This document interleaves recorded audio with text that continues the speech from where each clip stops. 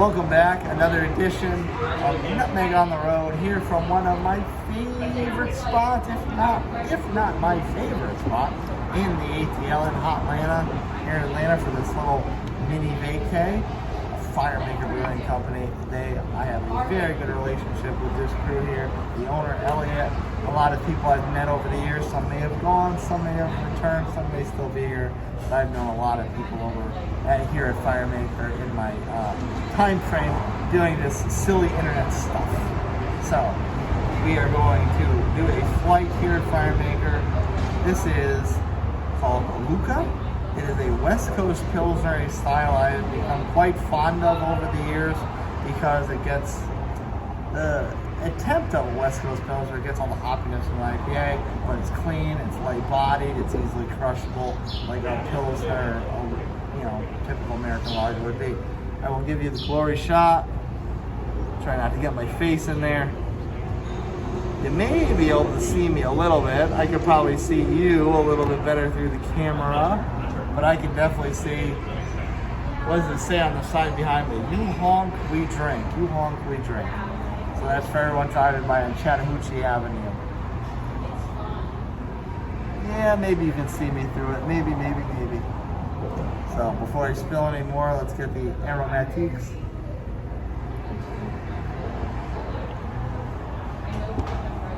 Aroma definitely shines more on the lager Pilsner side. It's grassy, it's got a little bit of a lemon note.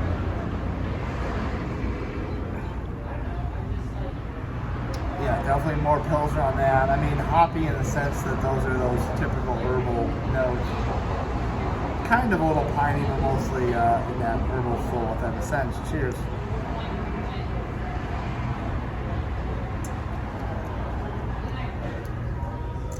Definitely has a grassy, almost grainy type of piney flavor.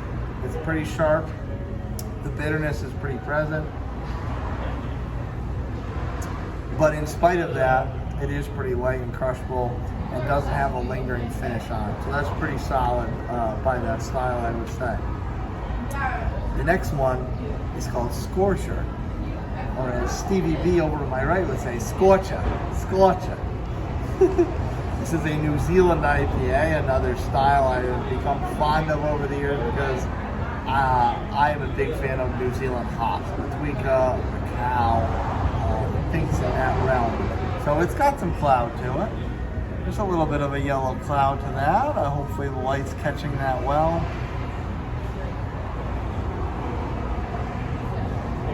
A lot sweeter on the nose than I was expecting.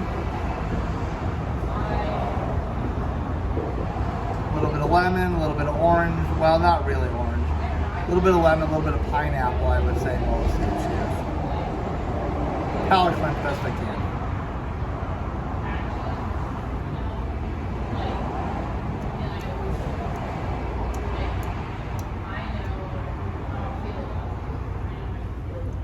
This has a little bit of a body similar to almost a wheat beer sense.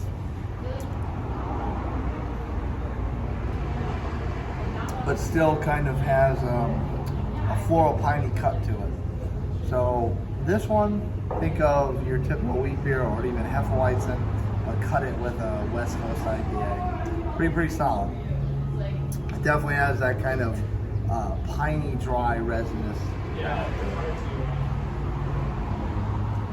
Okay, this one, another style. This is, the last time I was at Firemaker, it was kind of their staples on the menu. Wasn't a lot of experimentation. This is a ton of experimentation on the flight. The West Coast Pilsner, New Zealand IPA, and this one, a Black IPA. It's a style that I always try to grab whenever I see it because nobody does it. Déjà vu, or Déjà vu. The boo spelled B here, so I'm going to grab it here. If the owner, Elliot here at Firemaker, wants to correct me, he can do just that. I'll hold it up for its glory shot, but you are definitely not going to see me through that. There is a little bit of a amberish, caramelly color tone around the edge, but it's pretty dark.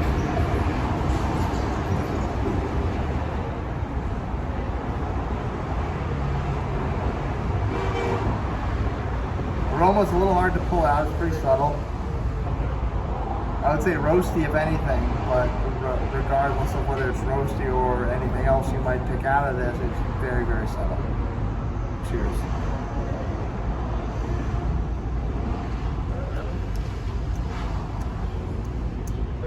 Very malty palate. Well, no, I shouldn't say very malty, but noticeably malty.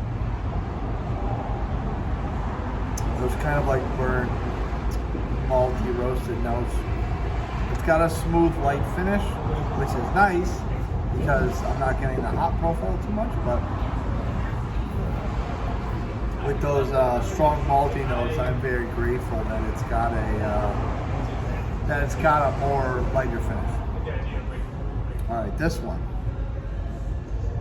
Nitro Dragon's Breath. This is a wee heavy, another style that you almost never see out and about in the wild, a wee heavy. So it's definitely got that kind of like chocolatey brown, almost black, but mostly brown type of color. There's no head on it, made to be due to the nitro, but you know, nitro you expect a bigger head on, so maybe it's a situation where if you had a full pint of it, that the head would kind of last a little more.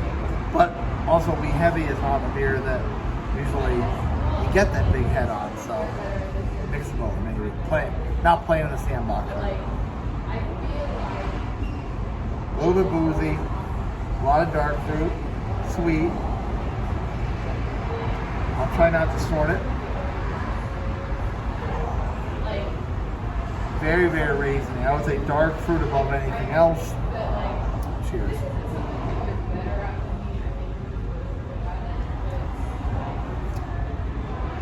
Has an interesting, thinner mouthfeel. Almost Coca-Cola-like. Booziness barely detectable. It's got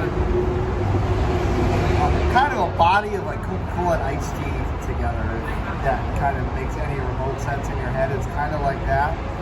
The maltiness is there, but it's got like a lighter, not sweet, but almost sweet type of flavor profile to it. So very interesting take on a wee heavy. That's all I got from Firemaker. One of my favorite places in Atlanta, so please come by and stop at Firemaker if you get the opportunity. So next one. You can see the beers? Yeah. I can see the beers. This is camera framing 101 because... So that's good? That's good. You're going to get in this review one way or the other. CBB. Over and out. Over and out.